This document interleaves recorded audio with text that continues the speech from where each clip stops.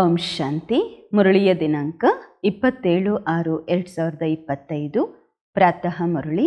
ಬಾಬ್ದಾದ ಮಧುಬನ. ತಂದೆ ತಿಳಿಸುತ್ತಾರೆ, ಮಧುರ ಮಕ್ಕಳೇ, ನಿಮ್ಮ ಸಮಯ ಬಹಳ ಅಮೂಲ್ಯವಾಗಿದೆ. ಆದ್ದರಿಂದ ವ್ಯರ್ಥ ಮಾತುಗಳಲ್ಲಿ ತಮ್ಮ ಸಮಯವನ್ನು ವ್ಯರ್ಥ ಮಾಡಬೇಡಿ. ಪ್ರಶ್ನೆ: ಮನುಷ್ಯರಿಂದ ದೇವತೆಗಳಾಗಲು ತಂದೆಯ ಯಾವ ಶ್ರೀಮತ ಸಿಕ್ಕಿದೆ? ಉತ್ತರ: ಮಕ್ಕಳೇ, ತಾವು ಯಾವಾಗ ಮನುಷ್ಯರಿಂದ ದೇವತೆಗಳಾಗುತ್ತೀರಾ ಆಗ ಯಾವುದೇ ಆಸುರಿ ಸ್ವಭಾವ ಇರಬಾರದು.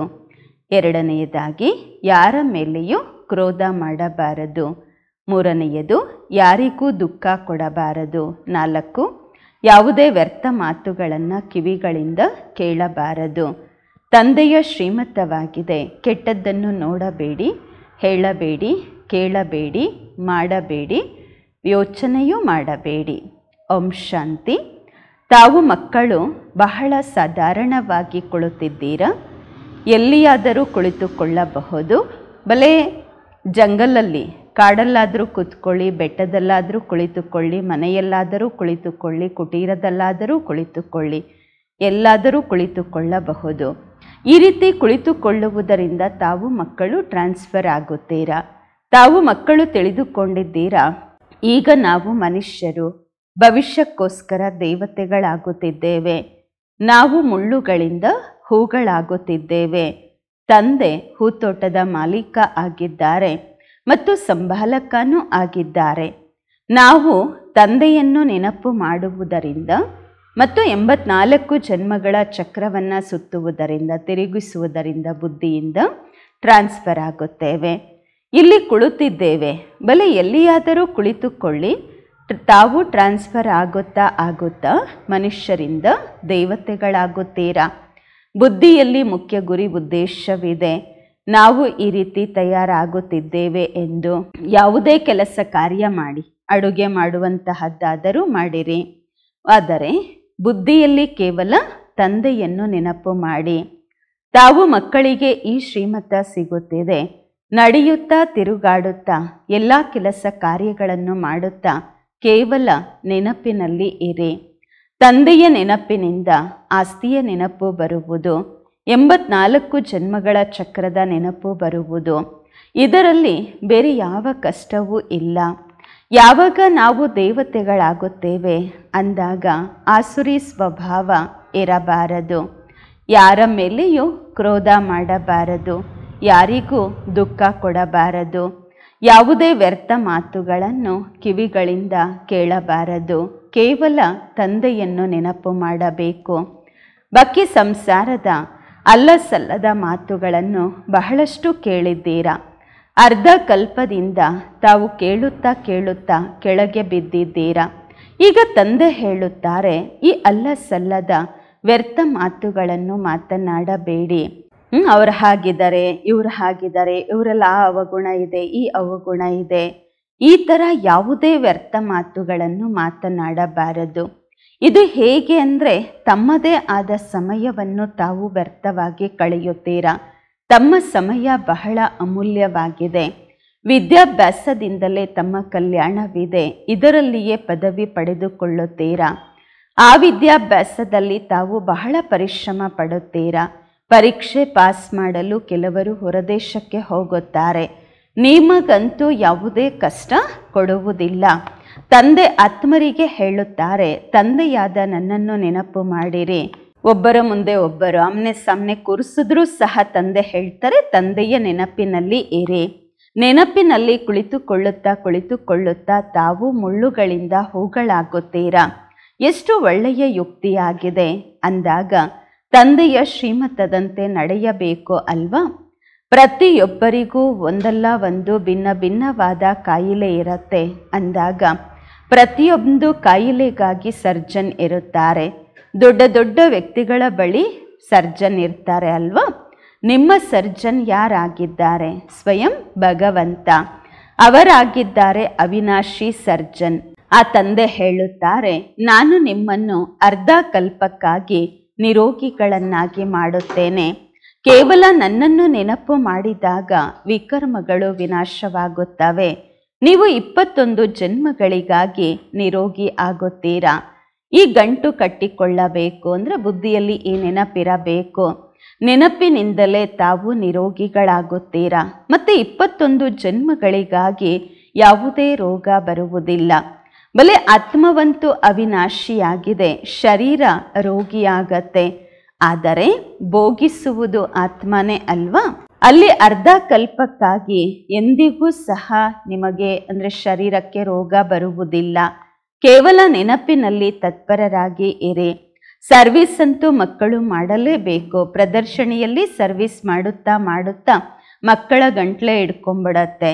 ಕೆಲವು ಮಕ್ಕಳು ತಿಳ್ಕೊಳ್ತಾರೆ ನಾವು ಸರ್ವಿಸ್ ಮಾಡುತ್ತಾ ಮಾಡುತ್ತಾ ಬಾಬನ ಬಳಿ ಹೊರಟು ಹೋಗುತ್ತೇವೆ ಎಂದು. ಇದು ಸಹ ತುಂಬ ಒಳ್ಳೆಯದು, ಸರ್ವಿಸ್ನ ವಿಧಾನವಾಗಿದೆ. ಪ್ರದರ್ಶನಿಯಲ್ಲಿಯೂ ಸಹ ಮಕ್ಕಳು ತಿಳಿಸಬೇಕು. ಪ್ರದರ್ಶನಿಯಲ್ಲಿ ಮೊಟ್ಟ ಮೊದಲು ಈ ಲಕ್ಷ್ಮೀನಾರಾಯಣರ ಚಿತ್ರವನ್ನು ತೋರಿಸಬೇಕು. ಇದು A1 ಚಿತ್ರವಾಗಿದೆ. ಭಾರತದಲ್ಲಿ ಇಂದಿನಿಂದ 5000 ವರ್ಷಗಳಿಗೆ ಮೊದಲು ಇವರ ರಾಜ್ಯವಿತ್ತು. ಅಪಾರವಾದ ಧನ ಇತ್ತು, ಪವಿತ್ರತೆ, ಸುಖ, ಶಾಂತಿ ಎಲ್ಲವೂ ಇತ್ತು. ಆದರೆ ಭಕ್ತಿ ಮಾರ್ಗದಲ್ಲಿ ಸತ್ಯಯುಗಕ್ಕೆ ಲಕ್ಷಾಂತರ ವರ್ಷಗಳನ್ನು ಕೊಟ್ಟಿದ್ದಾರೆ ಅಂದಾಗ ಯಾವುದೇ ಮಾತು ಹೇಗೆ ನೆನಪು ಬರುತ್ತದೆ? ಈ ಲಕ್ಷ್ಮೀನಾರಾಯಣರ ಚಿತ್ರ ಫಸ್ಟ್ ಕ್ಲಾಸ್ ಚಿತ್ರವಾಗಿದೆ. ಸತ್ಯಯುಗದಲ್ಲಿ 1250 ವರ್ಷಗಳು ಈ ಮನೆತನದವರು ರಾಜ್ಯ ಮಾಡಿದ್ದರು. ಮೊದಲು ತಾವು ಸಹ ಇದೆಲ್ಲವನ್ನು ತಿಳಿದುಕೊಂಡಿರಲಿಲ್ಲ. ಈಗ ತಂದೆ ತಾವು ಮಕ್ಕಳಿಗೆ ಸ್ಮೃತಿ ಮಾಡಿಸುತ್ತಿದ್ದಾರೆ. ಮಕ್ಕಳೇ, ತಾವು ಪೂರ್ತಿ ವಿಶ್ವದ ಮೇಲೆ ರಾಜ್ಯ ಮಾಡಿದ್ದೀರಿ. ಏನು ತಾವು ಮರೆತಿದ್ದೀರಾ? 84 ಜನ್ಮಗಳನ್ನು ತಾವು ಪಡೆದುಕೊಂಡಿದ್ದೀರಾ. ತಾವೇ ಸೂರ್ಯವಂಶದವರಾಗಿದ್ದೀರಿ. ಪುನರ್ಜನ್ಮವನ್ನು ಪಡೆಯುತ್ತೀರಾ. 84 ಜನ್ಮಗಳನ್ನು ತಾವು ಹೇಗೆ ಪಡೆದಿದ್ದೀರಾ? ಇದು ಬಹಳ ಸಿಂಪಲ್ ಮಾತಾಗಿದೆ ತಿಳಿದುಕೊಳ್ಳಲು. ಕೆಳಗೆ ಇಳಿಯುತ್ತಾ ಬರುತ್ತೀರಾ. ಈಗ ಪುನಃ ತಂದೆ ಹತ್ತುವ ಕಲೆಯಲ್ಲಿ ಕರೆದುಕೊಂಡು ಹೋಗುತ್ತಿದ್ದಾರೆ. ಗಾಯನವೂ ಇದೆ, ಹತ್ತುವ ಕಲೆ ಎಲ್ಲರ ಕಲ್ಯಾಣವಾಗುವುದು ಎಂದು. ಮತ್ತೆ ಶಂಖಧ್ವನಿ ಮಾಡುತ್ತಾರೆ. ಈಗ ತಾವು ತಿಳಿದುಕೊಂಡಿದ್ದೀರಾ, ಅಹಂಕಾರವಾಗುವುದು. ಪಾಕಿಸ್ತಾನದಲ್ಲಿ ನೋಡಿ ಏನೆಲ್ಲ ಆಗಿತ್ತು. ಎಲ್ಲರ ಬಾಯಿಂದ ಇದೇ ಬರುತ್ತಿತ್ತು, ಏ ಭಗವಂತ, ಅಯ್ಯೋ ರಾಮ, ಈಗೇನಾಗತ್ತೆ ಎಂದು. ಆಗ ಪಾರ್ಟಿಷನ್ ನಡೀತಾ ಇತ್ತಲ್ವ, ಇಂಡಿಯಾ ಪಾಕಿಸ್ತಾನ ವಿಭಜನೆಯ ಸಮಯವಿತ್ತಲ್ವ. ಆ ಸಮಯದ ಮಹಾವಾಕ್ಯಗಳು ಬಾಬಾ ಹೇಳ್ತಿದ್ದಾರೆ. ಆ ಸಮಯದಲ್ಲಿ ಎಲ್ಲರೂ ಭಗವಂತನನ್ನು ನೆನಪು ಮಾಡುತ್ತಾ ಇದ್ರು. ಈಗ ವಿನಾಶವಂತೂ ಬಹಳ ದೊಡ್ಡದಿದೆ, ನಂತರ ಜಯ ಜಯಕಾರವಾಗುವುದು. ತಂದೆ ಮಕ್ಕಳಿಗೆ ತಿಳಿಸುತ್ತಾರೆ, ಈ ಬೇಹದ್ದಿನ ಪ್ರಪಂಚದ ವಿನಾಶ ಈಗ ಆಗಲಿದೆ. ಬೇಹದ್ದಿನ ತಂದೆ ಬೇಹದ್ದಿನ ಜ್ಞಾನವನ್ನು ತಮಗೆ ತಿಳಿಸುತ್ತಾರೆ. ಹದ್ದಿನ ಮಾತುಗಳು, ಭೂಗೋಳ ಚರಿತ್ರೆಯನ್ನಂತೂ ತಾವು ಕೇಳುತ್ತಾ ಬಂದಿದ್ದೀರಾ. ಇದು ಯಾರಿಗೂ ಗೊತ್ತಿರಲಿಲ್ಲ, ಲಕ್ಷ್ಮೀನಾರಾಯಣ ಹೇಗೆ ರಾಜ್ಯ ಮಾಡುತ್ತಿದ್ದರು ಎಂದು. ಇವರ ಭೂಗೋಳ ಚರಿತ್ರೆಯನ್ನು ಯಾರೂ ತಿಳಿದುಕೊಂಡಿಲ್ಲ. ತಾವು ಒಳ್ಳೆಯ ರೀತಿ ತಿಳಿದುಕೊಂಡಿದ್ದೀರಾ. ಇಷ್ಟೊಂದು ಜನ್ಮಗಳು ರಾಜ್ಯ ಮಾಡಿದೆವು, ಮತ್ತೆ ಈ ಧರ್ಮಗಳಿತ್ತು. ಇದಕ್ಕೆ ಹೇಳಲಾಗತ್ತೆ ಆಧ್ಯಾತ್ಮಿಕ ಜ್ಞಾನ ಎಂದು. ಇದನ್ನು ಆತ್ಮಿಕ ತಂದೆ ಬಂದು ಮಕ್ಕಳಿಗೆ ಸನ್ಮುಖದಲ್ಲಿ ಕುಳಿತು ತಿಳಿಸುತ್ತಿದ್ದಾರೆ. ಅಲ್ಲಿಯಂತೂ ಮನುಷ್ಯರಿಗೆ ಓದಿಸುತ್ತಾರೆ. ಇಲ್ಲಿ ನಾವು ಆತ್ಮರಿಗೆ ಪರಮಾತ್ಮ ತಂದೆ ತನ್ನ ಸಮಾನ ಮಾಡಿಕೊಳ್ಳುತ್ತಿದ್ದಾರೆ. ಶಿಕ್ಷಕ ಅವಶ್ಯವಾಗಿ ತನ್ನ ಸಮಾನ ಮಾಡಿಕೊಳ್ಳುತ್ತಾರೆ. ತಂದೆ ಹೇಳುತ್ತಾರೆ, ನಾನು ನಿಮ್ಮನ್ನು ನನಗಿಂತಲೂ ಶ್ರೇಷ್ಠ ಡಬಲ್ ಕಿರೀಟಧಾರಿಯನ್ನಾಗಿ ಮಾಡುತ್ತಿದ್ದೇನೆ. ಪ್ರಕಾಶದ ಕಿರೀಟವಂತೂ ನೆನಪಿನಿಂದ ಸಿಗುವುದು. ಮತ್ತು 84 ಜನ್ಮಗಳ ಚಕ್ರವನ್ನು ತಿಳಿದುಕೊಳ್ಳುವುದರಿಂದ ತಾವು ಚಕ್ರವರ್ತಿ ಆಗುತ್ತೀರಾ. ಈಗ ತಾವು ಮಕ್ಕಳಿಗೆ ಕರ್ಮ, ಅಕರ್ಮ, ವಿಕರ್ಮದ ಗತಿಯನ್ನು ತಿಳಿಸಲಾಗಿದೆ. ಸತ್ಯಯುಗದಲ್ಲಿ ಕರ್ಮ ಅಕರ್ಮವಾಗುವುದು. ರಾವಣ ರಾಜ್ಯದಲ್ಲಿಯೇ ಕರ್ಮ ವಿಕರ್ಮವಾಗುವುದು. ಮೆಟ್ಟಿಲು ಇಳಿಯುತ್ತಾ ಬರುತ್ತೀರಾ. ಕಲೆಗಳು ಕಡಿಮೆ ಆಗುತ್ತಾ ಇಳಿಯಲೇಬೇಕು. ಎಷ್ಟು ಚೀಚಿ ಆಗಿದ್ದಾರೆ ಎಲ್ಲರೂ. ಪುನಃ ತಂದೆ ಬಂದು ಭಕ್ತರಿಗೆ ಫಲವನ್ನು ಕೊಡುತ್ತಾರೆ. ಪ್ರಪಂಚದಲ್ಲಿ ಭಕ್ತರಂತೂ ಎಲ್ಲರೂ ಇದ್ದಾರೆ. ಸತ್ಯಯುಗದಲ್ಲಿ ಭಕ್ತಿ ಇರುವುದಿಲ್ಲ. ಭಕ್ತಿಯ ಕಲಟ್ ಇಲ್ಲಿ ಇದೆ. ಸತ್ಯಯುಗದಲ್ಲಂತೂ ಜ್ಞಾನದ ಪ್ರಾರಬ್ಧವಿರುವುದು.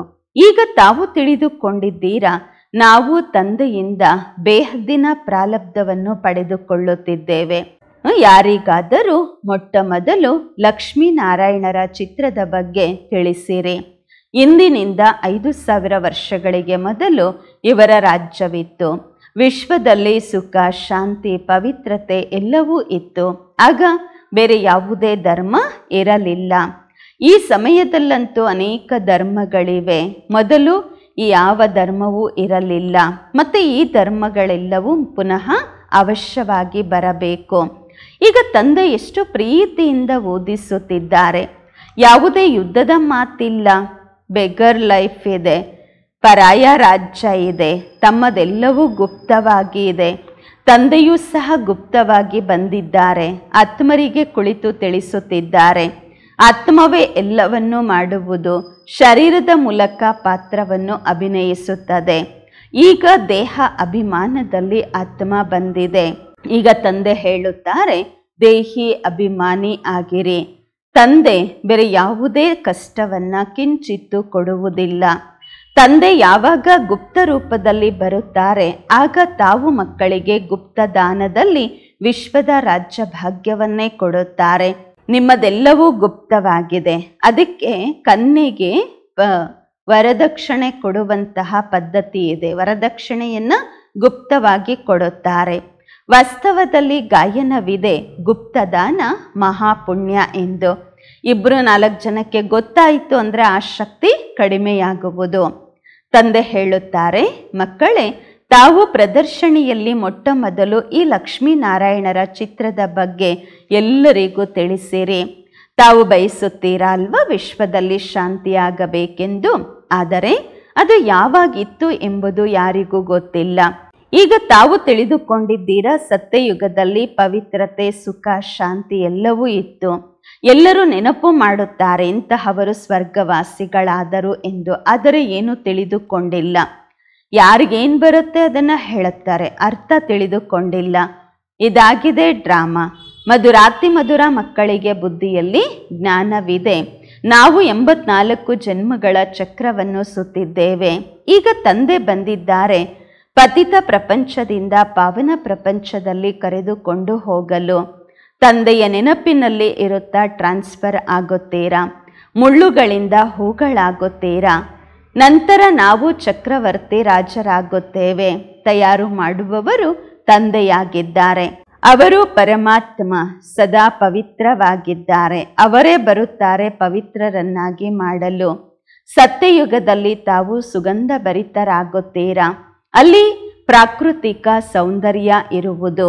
ಈ ಕಾಲದಲ್ಲಂತೂ ಆರ್ಟಿಫಿಷಿಯಲ್ ಶೃಂಗಾರ ಮಾಡಿಕೊಳ್ತಾರೆ ಅಲ್ವಾ. ಏನೇನೆಲ್ಲ ಫ್ಯಾಷನ್ ಮಾಡಿಕೊಳ್ಳುತ್ತಾರೆ. ಎಂತೆಂತಹ ವಸ್ತ್ರಗಳನ್ನು ಧರಿಸುತ್ತಾರೆ. ಮೊದಲು ಮಹಿಳೆಯರು ಬಹಳಷ್ಟು ಜನ ಪರದೆಯಲ್ಲಿ ಇರುತ್ತಿದ್ದರು. ಯಾರ ದೃಷ್ಟಿಯೂ ನಮ್ಮ ಮೇಲೆ ಬೀಳಬಾರದು ಎಂದು. ಈಗ ಮತ್ತಷ್ಟು ಓಪನ್ ಆಗಿ ಇರ್ತಾರೆ. ಅಲ್ಲಲ್ಲಿ ಎಷ್ಟು ಕೆಟ್ಟದಾಗಿ ವ್ಯವಹಾರ ಇರುತ್ತೆ ಕೆಲವ್ರದೆಲ್ಲ. ತಂದೆ ಹೇಳ್ತಾರೆ, ಮಕ್ಕಳೇ, ಕೆಟ್ಟದ್ದು ಯಾವುದನ್ನು ನೋಡಬೇಡಿ. ರಾಜನಲ್ಲಿ ಪವರ್ ಇರುತ್ತೆ ಅಲ್ವಾ. ಈಶ್ವರ ಅರ್ಥವಾಗಿ ದಾನ ಮಾಡ್ತಾರೆ ಅಂದಾಗ ಅದರಲ್ಲಿ ಶಕ್ತಿ ಇರುತ್ತೆ. ಇಲ್ಲಂತೂ ಯಾರಲ್ಲಿಯೂ ಶಕ್ತಿ ಇಲ್ಲ. ಯಾರಿಗೇನು ಬರುತ್ತೆ ಅದನ್ನು ಮಾಡ್ತಿರ್ತಾರೆ. ಬಹಳ ಕೆಟ್ಟ ಮನುಷ್ಯರಿದ್ದಾರೆ. ತಾವು ಬಹಳ ಸೌಭಾಗ್ಯವಂತರಾಗಿದ್ದೀರಾ. ಅಂಬಿಗನ ಕೈಯನ್ನ ಹಿಡಿದಿದ್ದೀರಾ, ಭಗವಂತನ ಕೈಯನ್ನ ಹಿಡಿದಿದ್ದೀರಾ. ಅದಕ್ಕೆ ತಾವು ಸೌಭಾಗ್ಯಶಾಲಿಗಳಾಗಿದ್ದೀರಾ. ತಾವೇ ಕಲ್ಪಕಲ್ಪವು ನಿಮಿತ್ತರಾಗುತ್ತೀರಾ. ತಾವು ತಿಳಿದುಕೊಂಡಿದ್ದೀರಾ, ಮೊದಲು ಮುಖ್ಯವಾಗಿ ದೇಹಾಭಿಮಾನ ಬರುತ್ತೆ. ಅದರ ನಂತರ ಎಲ್ಲ ಭೂತಗಳು ಬರುತ್ತವೆ. ಪರಿಶ್ರಮ ಪಡಬೇಕು, ತಮ್ಮನ್ನು ತಾವು ಆತ್ಮ ಎಂದು ತಿಳಿದು ತಂದೆಯನ್ನು ನೆನಪು ಮಾಡಲು. ಇದು ಏನು ಕಠಿಣ ಔಷಧ ಅಲ್ಲ, ಕಹಿಯಾದ ಔಷಧ ಅಲ್ಲ. ಕೇವಲ ತಂದೆ ಹೇಳುತ್ತಾರೆ, ಮಕ್ಕಳೇ, ತಮ್ಮನ್ನ ತಾವು ಆತ್ಮ ಎಂದು ತಿಳಿದು ತಂದೆಯನ್ನು ನೆನಪು ಮಾಡಿ. ಮತ್ತು ಎಷ್ಟೇ ನೀವು ವಾಕಿಂಗ್ ಮಾಡಿದರೂ ಸಹ ತಂದೆಯ ನೆನಪಿನಲ್ಲಿ ನಿಮ್ಮ ಕಾಲುಗಳು ಸುಸ್ತಾಗುವುದಿಲ್ಲ. ಎಷ್ಟೇ ನಡೆದರೂ ಸುಸ್ತಾಗೋದಿಲ್ಲ. ಹಗುರವಾಗಿರ್ತೀರಾ. ಬಹಳ ಸಹಯೋಗ ಸಿಗುವುದು. ತಾವು ಮಾಸ್ಟರ್ ಸರ್ವಶಕ್ತಿವಂತರಾಗಿದ್ದೀರಾ. ತಾವು ತಿಳಿದುಕೊಂಡಿದ್ದೀರಾ, ನಾವು ವಿಶ್ವಕ್ಕೆ ಮಾಲೀಕರಾಗುತ್ತೇವೆ, ತಂದೆಯ ಬಳಿ ಬಂದಿದ್ದೇವೆ, ಬೇರೆ ಯಾವುದೇ ಕಷ್ಟವನ್ನು ತಂದೆ ಕೊಡುವುದಿಲ್ಲ. ಕೇವಲ ಮಕ್ಕಳಿಗೆ ಹೇಳುತ್ತಾರೆ, ಮಕ್ಕಳೇ ಕೆಟ್ಟದ್ದನ್ನು ನೋಡಬೇಡಿ, ಹೇಳಬೇಡಿ, ಕೇಳಬೇಡಿ, ಮಾಡಬೇಡಿ. ಯಾರು ಸರ್ವಿಸಬಲ್ ಮಕ್ಕಳಿದ್ದಾರೆ ಅವರ ಬಾಯಿಂದ ಸದಾ ಜ್ಞಾನ ರತ್ನಗಳೇ ಹೊರಬರುತ್ತವೆ. ಜ್ಞಾನದ ಮಾತುಗಳ ವಿನಃ ಬೇರೆ ಯಾವುದೇ ಮಾತುಗಳನ್ನು ಅವರು ಮಾತನಾಡುವುದಿಲ್ಲ. ತಾವು ವ್ಯರ್ಥವಾದಂತಹ ಅಲ್ಲಿ ಇಲ್ಲಿಯ ಮಾತುಗಳನ್ನು ಎಂದಿಗೂ ಕೇಳಬಾರದು. ಸರ್ವಿಸ್ ಮಾಡುವಂತಹ ಮಕ್ಕಳ ಬಾಯಿಂದ ಸದಾ ರತ್ನಗಳೇ ಹೊರಬರಬೇಕು. ಜ್ಞಾನದ ಮಾತುಗಳ ವಿನಃ ಬಾಕಿ ಏನು ಮಾತಾಡಿದ್ರೂ ಕಲ್ಲು ಒಡೆದ ಹಾಗೆ. ಕಲ್ಲುಗಳನ್ನು ಒಡೆಯಬಾರದು ಅಂದಾಗ ಅವಶ್ಯವಾಗಿ ಜ್ಞಾನ ರತ್ನಗಳನ್ನೇ ಕೊಡಬೇಕು. ಕಲ್ಲುಗಳನ್ನು ಒಡಿತೀರಾ ಅಥವಾ ಅವಿನಾಶಿ ಜ್ಞಾನ ರತ್ನಗಳನ್ನು ಒಡಿತೀರಾ, ಅದರ ವಿಚಾರ ಅಂತಹ ಮಾತುಗಳನ್ನು ಮಾತಾಡಬಾರ್ದು. ಯಾರ ಬಗ್ಗೆನೂ ಬಾಬಾ ಹೇಳ್ತಾರೆ, ತಾವು ಒಳ್ಳೆಯದನ್ನು ಮಾಡಿ, ಯಾರು ಏನು ಮಾಡ್ತಾರೆ ಅದನ್ನು ನೀವು ನೋಡಬೇಡಿ. ತಂದೆ ಬಂದು ಈಗ ತಮಗೆ ಜ್ಞಾನ ರತ್ನಗಳನ್ನು ಕೊಡುತ್ತಿದ್ದಾರೆ. ಮಕ್ಕಳು ತಿಳಿದುಕೊಂಡಿದ್ದೀರಾ, ಬಾಬಾರವರು ಬಹಳ ಬಹಳ ಮಧುರರಾಗಿದ್ದಾರೆ. ಅರ್ಧ ಕಲ್ಪ ಗಾಯನ ಮಾಡುತ್ತಾ ಬಂದಿದ್ದೀರಾ. ನೀವೇ ಮಾತಾ ಪಿತಾ, ನಾವು ನಿಮಗೆ ಮಕ್ಕಳಾಗಿದ್ದೇವೆ ಎಂದು. ಆದರೆ ಅರ್ಥವನ್ನು ತಿಳಿದುಕೊಂಡಿರಲಿಲ್ಲ. ಗಿಳಿಪಾಠದಂತೆ ಗಾಯನ ಮಾಡುತ್ತಿದ್ದೆವು. ತಾವು ಮಕ್ಕಳಿಗೆ ಎಷ್ಟು ಖುಷಿಯಾಗಬೇಕು. ಬಾಬಾ ನಮಗೆ ಬೇಹದ್ದಿನ ಆಸ್ತಿಯನ್ನು ಕೊಡ್ತಿದ್ದಾರೆ, ವಿಶ್ವದ ರಾಜ್ಯ ಭಾಗ್ಯವನ್ನೇ ಕೊಡುತ್ತಿದ್ದಾರೆ.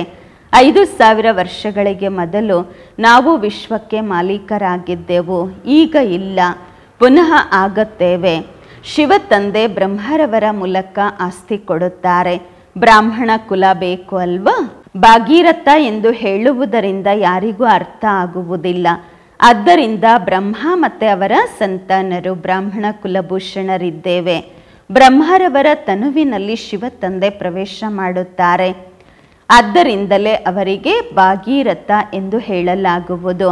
ಬ್ರಹ್ಮರವರಿಗೆ ಮಕ್ಕಳು ಬ್ರಾಹ್ಮಣರಾಗಿದ್ದೇವೆ. ಬ್ರಾಹ್ಮಣರು ಶಿಕೆಗೆ ಸಮಾನ. ವಿರಾಟ ರೂಪದಲ್ಲಿಯೂ ಸಹ ಆ ರೀತಿ ಇದೆ. ಮೇಲೆ ಶಿವ ತಂದೆ ಇದ್ದಾರೆ, ನಂತರ ಸಂಗಮಯುಗಿ ಬ್ರಾಹ್ಮಣರು. ಈಶ್ವರನ ಸಂತಾನರಾಗಿದ್ದೀರಾ. ತಮಗೆ ಗೊತ್ತು, ಈಗ ನಾವು ಈಶ್ವರಿಯ ಸಂತಾನರಾಗಿದ್ದೇವೆ, ನಂತರ ದೈವಿ ಸಂತಾನರಾಗುತ್ತೇವೆ. ಅನಂತರ ಡಿಗ್ರಿ ಕಡಿಮೆ ಆಗತ್ತೆ. ಅಂದರೆ ಬ್ರಾಹ್ಮಣರು ಶ್ರೇಷ್ಠ, ನಂತರ ದೇವತೆಗಳು. ಬ್ರಾಹ್ಮಣರಿಗಿಂತ ಡಿಗ್ರಿ ಕಡಿಮೆ ಆಗತ್ತೆ. ಈ ಲಕ್ಷ್ಮೀನಾರಾಯಣರ ಡಿಗ್ರಿ ಕಡಿಮೆ, ಏಕೆಂದರೆ ಅವರಲ್ಲಿ ಜ್ಞಾನ ಇಲ್ಲ.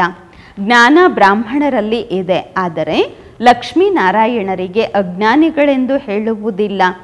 ಅವರಿಗೆ ಜ್ಞಾನದಿಂದ ಈ ಪದವಿ ಸಿಕ್ಕಿದೆ. ತಾವು ಬ್ರಾಹ್ಮಣರು ಎಷ್ಟು ಶ್ರೇಷ್ಠರಾಗಿದ್ದೀರಾ, ಮತ್ತೆ ದೇವತೆಗಳಾಗುತ್ತೀರಾ. ಅನಂತರ ಯಾವ ಜ್ಞಾನವೂ ಇರುವುದಿಲ್ಲ. ಅವರಲ್ಲಿ ಜ್ಞಾನ ಇತ್ತು ಎಂದರೆ ದೈವಿ ವಂಶದಲ್ಲಿ ಪರಂಪರೆಯಿಂದ ನಡೆದು ಬರಬೇಕು. ಬಾಬಾ ಹೇಳ್ತಾರೆ, ಮಧುರಾತಿ ಮಧುರ ಅಪರೂಪದ ಮಕ್ಕಳಿಗೆ ಎಲ್ಲ ರಹಸ್ಯವನ್ನು, ಎಲ್ಲ ಯುಕ್ತಿಗಳನ್ನು ತಿಳಿಸಲಾಗುತ್ತಿದೆ. ಟ್ರೈನಲ್ಲಿ ಕುಳಿತಾಗಲೂ ತಾವು ಸರ್ವಿಸ್ ಮಾಡಬಹುದು. ಒಂದು ಚಿತ್ರದ ಬಗ್ಗೆ ಪರಸ್ಪರದಲ್ಲಿ ಕುಳಿತು ಮಾತನಾಡಿದಾಗ ಅನೇಕರು ಬಂದು ಒಟ್ಟುಗೂಡುತ್ತಾರೆ. ಯಾರು ಈ ಕುಲದವರಿರುತ್ತಾರೆ ಅವರು ಒಳ್ಳೆಯ ರೀತಿ ಧಾರಣೆ ಮಾಡಿಕೊಂಡು ಪ್ರಜೆಗಳಾಗುತ್ತಾರೆ.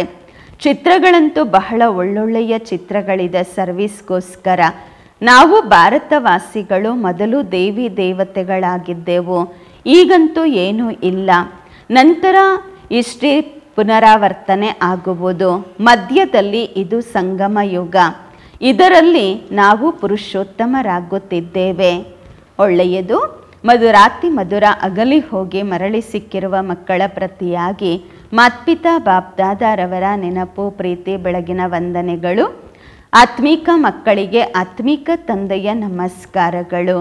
ನಾವು ಆತ್ಮಿಕ ಮಕ್ಕಳಿಂದ ಆತ್ಮಿಕ ಮಾತ್ಪಿತಾ ಬಾಪ್ದಾದಾರವರಿಗೆ ನೆನಪು, ಪ್ರೀತಿ, ಬೆಳಗಿನ ವಂದನೆಗಳು ಹಾಗೂ ನಮಸ್ಕಾರಗಳು. ಧಾರಣೆಗಾಗಿ ಮುಖ್ಯ ಸಾರ. ಫಸ್ಟ್ ಪಾಯಿಂಟು, ಜ್ಞಾನದ ಮಾತುಗಳ ವಿನಃ ಬೇರೆ ಯಾವುದೇ ಮಾತುಗಳು ತಮ್ಮ ಬಾಯಿಂದ ಹೊರಬರಬಾರದು. ಅಲ್ಲಸಲ್ಲದ ಮಾತುಗಳನ್ನು, ವ್ಯರ್ಥ ಮಾತುಗಳನ್ನು ಎಂದಿಗೂ ಕೇಳಬಾರದು. ಬಾಯಿಂದ ಸದಾ ರತ್ನಗಳೇ ಹೊರಬರುತ್ತಿರಬೇಕು, ಕಲ್ಲುಗಳು ಅಲ್ಲ. ಎರಡನೇ ಪಾಯಿಂಟು, ಸರ್ವಿಸ್ನ ಜೊತೆ ಜೊತೆ ನೆನಪಿನ ಯಾತ್ರೆಯಲ್ಲಿ ಇದ್ದು ಸ್ವಯಂವನ್ನು ನಿರೋಗಿ ಮಾಡಿಕೊಳ್ಳಬೇಕು. ಅವಿನಾಶಿ ಸರ್ಜನ್ ಸ್ವಯಂ ಭಗವಂತ ನಮಗೆ ಸಿಕ್ಕಿದ್ದಾರೆ 21 ಜನ್ಮಗಳಿಗಾಗಿ ನಿರೋಗಿ ಮಾಡಲು. ಈ ನಶೆಯಲ್ಲಿ ಮತ್ತು ಖುಷಿಯಲ್ಲಿ ಇರಬೇಕು. ವರದಾನ: ಪ್ರತಿ ಕರ್ಮದಲ್ಲಿ ಫಾಲೋ ಫಾದರ್ ಮಾಡಿ ಸ್ನೇಹದ ರೆಸ್ಪಾಂಡ್ ಕೊಡುವಂತಹ ತೀವ್ರ ಪುರುಷಾರ್ಥಿ ಆಗಿರಿ. ಪ್ರತಿ ಕರ್ಮದಲ್ಲಿ ಬ್ರಹ್ಮ ತಂದೆಯನ್ನು ಅನುಸರಿಸುತ್ತಾ ಸ್ನೇಹದ ರೆಸ್ಪಾಂಡ್ ಕೊಡುವಂತಹ ತೀವ್ರ ಪುರುಷಾರ್ಥಿ ಆಗಿರಿ. ವರದಾನದ ವಿಶ್ಲೇಷಣೆ: ಯಾರ ಜೊತೆ ಸ್ನೇಹ ಇರುತ್ತೆ ಅವರನ್ನು ಸ್ವತಃವಾಗಿ ಫಾಲೋ ಮಾಡಲಾಗತ್ತೆ. ಸದಾ ನೆನಪಿರಲಿ, ಈ ಕರ್ಮ ನಾವೇನು ಮಾಡುತ್ತಾ ಇದ್ದೀವಿ ಇದು ತಂದೆಯ ಅನುಸರಣೆಯ ಅನುಗುಣವಾಗಿದೆಯಾ? ಅಂದರೆ ಬಾಬ್ರೂರು ಮಾಡಿದ್ರ? ಒಂದು ವೇಳೆ ಇಲ್ಲ, ಬಾಬ್ರೂರನ್ನ ಫಾಲೋ ಮಾಡ್ತಿಲ್ಲ ಅಂದರೆ ಸ್ಟಾಪ್ ಮಾಡಿ. ತಂದೆಯನ್ನು ಕಾಪಿ ಮಾಡುತ್ತಾ ತಂದೆಯ ಸಮಾನರಾಗಿರಿ. ಕಾಪಿ ಮಾಡಲಿಕ್ಕೋಸ್ಕರ ಹೇಗೆ ಕಾರ್ಬನ್ ಪೇಪರ್ ಹಾಕ್ತಾರಲ್ವ, ಹಾಗೆ ಅಟೆನ್ಷನ್ನಿನ ಪೇಪರ್ ಹಾಕಿರಿ, ಆಗ ಕಾಪಿ ಆಗತ್ತೆ. ಏಕೆಂದರೆ ಈಗಲೇ ತೀವ್ರ ಪುರುಷಾರ್ಥಿಗಳಾಗಿ ಸ್ವಯಂವನ್ನು ಪ್ರತಿ ಶಕ್ತಿಯಿಂದ ಸಂಪನ್ನ ಮಾಡಿಕೊಳ್ಳುವ ಸಮಯವಾಗಿದೆ. ಒಂದು ವೇಳೆ ಸ್ವಯಂವನ್ನು ಸಂಪನ್ನ ಮಾಡಿಕೊಳ್ಳಲು ಸಾಧ್ಯವಿಲ್ಲವೆಂದರೆ ಸಹಯೋಗ ತೆಗೆದುಕೊಳ್ಳಿ. ಸ್ವಯಂವನ್ನು ಸಂಪನ್ನ ಮಾಡಿಕೊಳ್ಳಲಾಗುತ್ತಿಲ್ಲವೆಂದರೆ ಸಹಯೋಗ ತೆಗೆದುಕೊಳ್ಳಿ. ಇಲ್ಲವೆಂದರೆ ಮುಂದೆ ಹೋಗುತ್ತಾ ಟೂ ಲೇಟ್ ಆಗತ್ತೆ. ಸ್ಲೋಗನ್: ಸಂತುಷ್ಟತೆಯ ಫಲ ಪ್ರಸನ್ನತೆಯಾಗಿದೆ. ಪ್ರಸನ್ನ ಚಿತ್ತರಾಗುವುದರಿಂದ ಪ್ರಶ್ನೆಗಳೆಲ್ಲವೂ ಸಮಾಪ್ತಿಯಾಗುತ್ತವೆ. ಸಂತುಷ್ಟತೆಯ ಫಲವಾಗಿದೆ ಪ್ರಸನ್ನತೆ. ಪ್ರಸನ್ನ ಚಿತ್ತರಾಗುವುದರಿಂದ ಪ್ರಶ್ನೆಗಳೆಲ್ಲವೂ ಸಮಾಪ್ತಿಯಾಗುತ್ತವೆ. ಅವ್ಯಕ್ತ ಇಶಾರೆ: ಆತ್ಮಿಕ ಸ್ಥಿತಿಯಲ್ಲಿರುವ ಅಭ್ಯಾಸ ಮಾಡಿರಿ, ಅಂತರ್ಮುಖಿಗಳಾಗಿರಿ. ಯಾವುದೇ ಬಲಹೀನ ಆತ್ಮಗಳ ಬಲಹೀನತೆಗಳನ್ನು ನೋಡಬೇಡಿ. ಇದು ಸ್ಮೃತಿಯಲ್ಲಿರಬೇಕು. ವೆರೈಟಿ ಆತ್ಮರಿದ್ದಾರೆ. ಎಲ್ಲರ ಪ್ರತಿ ಆತ್ಮಿಕ ದೃಷ್ಟಿ ಇರಲಿ. ಆತ್ಮನ ರೂಪದಲ್ಲಿ ಅವರನ್ನು ಸ್ಮೃತಿಯಲ್ಲಿ ತರುವುದರಿಂದ ಶಕ್ತಿ ಕೊಡಬಹುದು. ಆತ್ಮ ಮಾತನಾಡುತ್ತಿದೆ. ಆತ್ಮನ ಸಂಸ್ಕಾರ ಇದಾಗಿದೆ. ಈ ಪಾಠವನ್ನು ಪಕ್ಕಾ ಮಾಡಿಕೊಂಡಾಗ ಎಲ್ಲರ ಪ್ರತಿ ಸ್ವತಃವಾಗಿ ಶುಭ ಭಾವನೆ ಇರುವುದು. ಓಂ ಶಾಂತಿ.